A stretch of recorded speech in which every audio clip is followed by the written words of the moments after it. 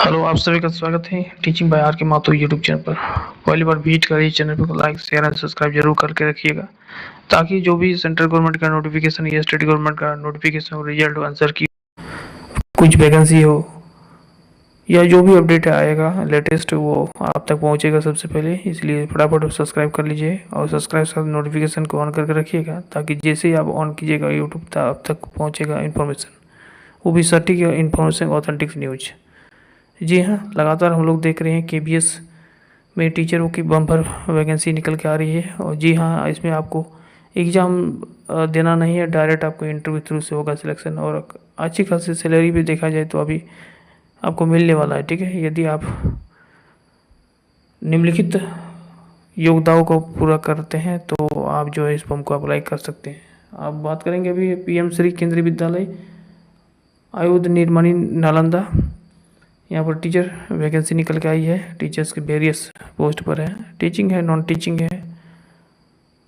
तो हम लोग देखेंगे कुल पदों की संख्या क्या है विषयवार, किन किन विषय में कितनी सीट है और क्या है एलिजिबिलिटी, कौन अप्लाई कर पाएंगे इस फॉर्म को, योग्यताएं क्या है, सारे को हम लोग डिटेल्स में समझेंगे। और प्रत्येक पोस्ट में एज क्या, लिमिट क्या रखा गया है, ये भी हम लोग देखेंगे।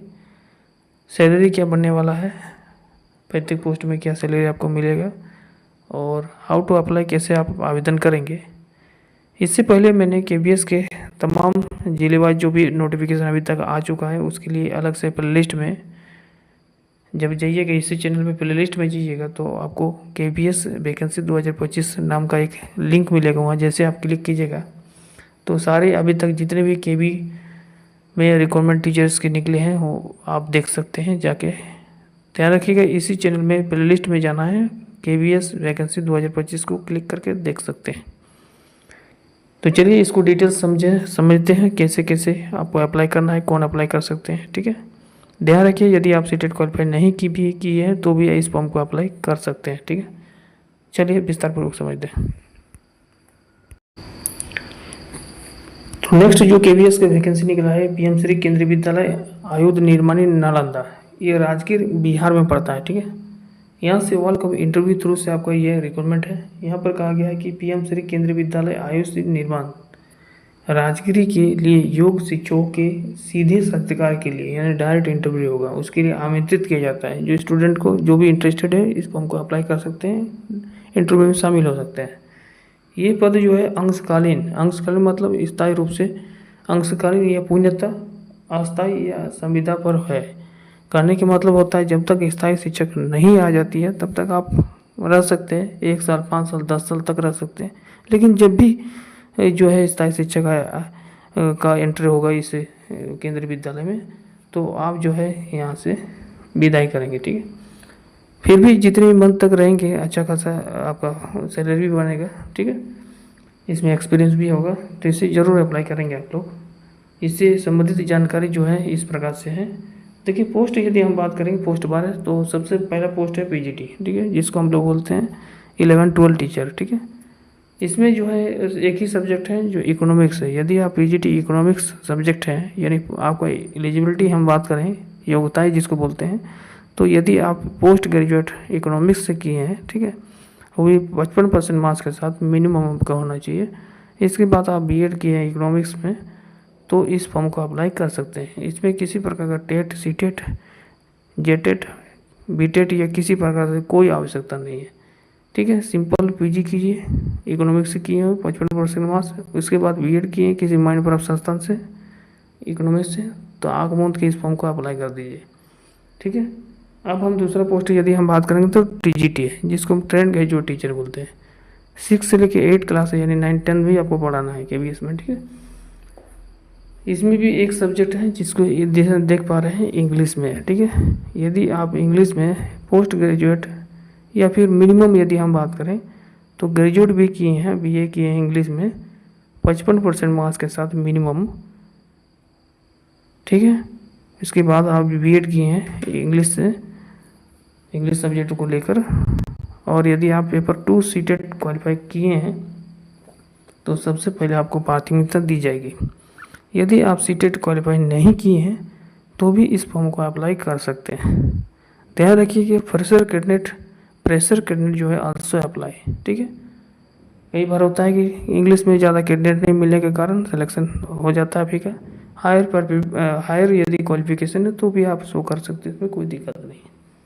यदि हम प्राइमरी टीचर के यानी पीआरटी की यदि बात करें तो इसमें कोई सब्जेक्ट की मेंशन नहीं है। हालांकि इसमें सब्जेक्ट जो होता है आपको भी पता होगा, साइंस होता है, ईवीएस होता है, एसएसटी है ना, एसएसटी नहीं होता है, साइंस होता है, इंग्लिश होता है, हिंदी होता है ना, इस प्रकार से। तो पीआरटी के लिए मिनिमम योग्यता है 10+2, ठीक है। हायर क्वालिफिकेशन दे सकते हैं, ग्रेजुएट पोस्ट ग्रेजुएट यदि आप किए हैं, इसके साथ ही साथ यदि आप डीएलएड किए हैं, ठीक है, कोई सब्जेक्ट से, तो इसमें आवेदन कर सकते हैं। ध्यान रखिएगा पीआरटी पोस्ट के लिए सीटेट जो है ना, पेपर 1 यदि आप क्वालिफाई किए हैं तो आपको प्रेफरेंस दिया जाएगा। अदरवाइज यदि आप सीटेट क्वालिफाई नहीं भी किए हैं तो भी अप्लाई कर सकते हैं, ठीक है, ट्राई के लिए। अब देखिए बाल वाटिका टीचर के लिए एलिजिबिलिटी जो है 10+2 है, साथ ही साथ डीएलएड है। उसके बाद देखिए मिसक्लेनियस पोस्ट दिए। मिसक्लेनियस पोस्ट मतलब होता है अलग अलग पोस्ट, ठीक है। तो फर्स्ट यदि हम बात करेंगे तो स्पोर्ट कोच है, ठीक है। दूसरा है कंप्यूटर इंस्ट्रक्टर, तीसरा है डाटा एंट्री ऑपरेटर जिसको हम लोग बोलते हैं डीईओ, और चौथा है जो है वो है काउंसलर, और पांचवा नंबर है स्पेशल एडुकेटर।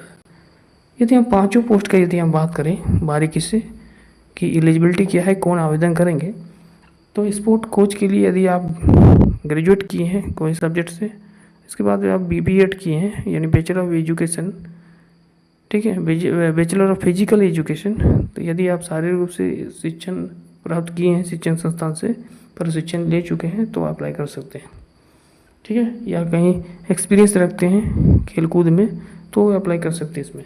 कंप्यूटर इंस्ट्रक्टर की बात किया जाए तो बीसीए वाला या एमसीए वाला है, या फिर बीएससी इन कंप्यूटर एप्लीकेशन वाले भी अप्लाई कर सकते हैं, ठीक है। उसके बाद डाटा एंट्री ऑपरेटर यदि हम बात करें तो इसमें आपको टाइपिंग मांगा जाएगा, ठीक है। टाइपिंग देखा जाएगा हिंदी और इंग्लिश में आपका कितना होना चाहिए। मिनिमम कोई भी फॉर्म को यदि आप देखिएगा तो कम से कम 30 वर्ड पर मिनट आपको इंग्लिश टाइपिंग आना चाहिए। और वही बात करें हम तो हिंदी टाइपिंग में यदि हम बात करें तो कम से कम मिनिमम 25 वर्ड पर मिनट आना चाहिए।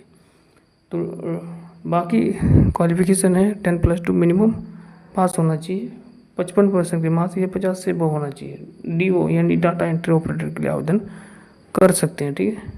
जी हाँ, इसमें आर्ट्स कॉमर्स साइंस वाले भी कर सकते हैं डीओ के लिए, लेकिन टाइपिंग मांगा जाएगा, ध्यान रखिएगा।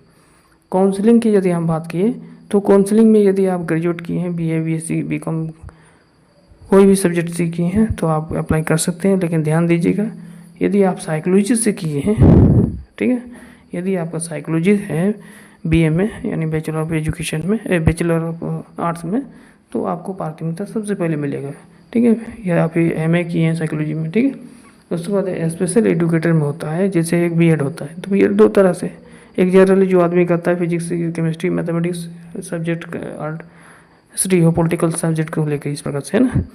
और एक होता है एजुकेशन जो है स्पेशल एजुकेशन करता है, तो वो उसमें जो होता है वो उसमें जो पीएच कैंडिडेट आते हैं फिजिकल शारीरिक रूप से जो अक्षम जो बालक आते हैं उसके लिए जो स्पेशल एजुकेशन दिया जाता है उसको, वो यदि आप किए हैं तो जो है स्पेशल एडुकेटर पोस्ट के लिए आवेदन कर सकते हैं। यदि हम पीजीटी टीजीटी पीआरटी बाल वाटिका इसके लिए सारी पोस्ट की यदि हम बात करें तो उसका सभी का जो है एक ही दिन में इंटरव्यू होगा। इंटरव्यू कब होगा? 11 मार्च 2025 को होगा, ठीक है, क्योंकि नया सेशन भी पकड़ना है इसलिए इंटरव्यू लेके शॉर्टलिस्ट करना होगा, तो इसमें थोड़ा समय लगेगा, इसलिए इंटरव्यू डेट उन्होंने लगभग हमें अभी